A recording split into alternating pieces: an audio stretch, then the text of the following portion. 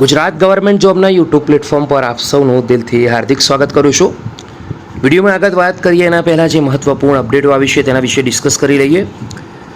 મોડી રાત્રે જે ખૂબ મહત્ત્વપૂર્ણ અપડેટ આવી છે GSSB તરફથી એનો વિડીયો અવેલેબલ છે, સ્ક્રીન પર તમે જોઈ શકો છો અને વિડીયો ચેક પણ કરી શકો છો।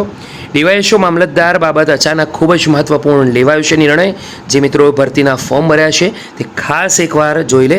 GSSB તરફથી ગ્રુપ બી CCE માટેની જે ભરતી હતી તેની સવારમાં મહત્ત્વપૂર્ણ અપડેટ છે। આ ઉપરાંત GSSB તરફથી દોસ્તો એક ખૂબ જ મોટી વર્ષની સૌથી અને જે નવી ભરતી આવી છે એ 24 જુલાઈથી એના ફોર્મ ભરવાના હાલ તો શરૂ થયા નથી લગભગ, તો 24 જુલાઈએ આ મહત્ત્વપૂર્ણ અપડેટ આવી હતી, તેનો વિડીયો બનાવ્યો છે।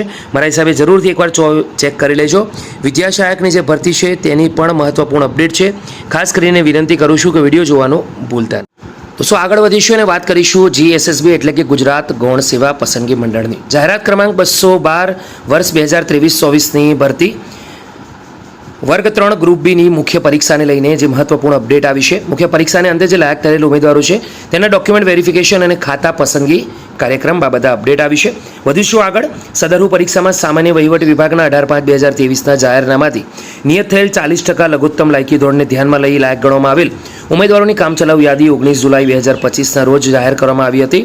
એપેન્ડિક્સ Xની યાદી મુજબ સિરિયલ નંબર 1 થી 700નો કાર્યક્રમ 25 જુલાઈના રોજ જાહેર કરવામાં આવેલ હતો। હવે એપેન્ડિક્સ 1ની યાદી મુજબ સિરિયલ નંબર 701 થી 1450 ક્રમના ઉમેદવારોનો તેઓના પ્રમાણપત્ર એટલે કે ડોક્યુમેન્ટ વેરિફિકેશન માટે જે ઉમેદવારોની અહીંયા સિરિયલ નંબર છે તે પ્રમાણે 31 જુલાઈથી 2 ઓગસ્ટ દરમિયાન લગભગ સવારે 10 વાગ્યાથી આ કાર્યક્રમ આયોજિત થવાનો છે, તો તમારે એ પ્રમાણે હાજર રહેવાનું છે અને બીજા ઉમેદવારોનો હવે પછી કાર્યક્રમ જાહેર કરવામાં આવશે।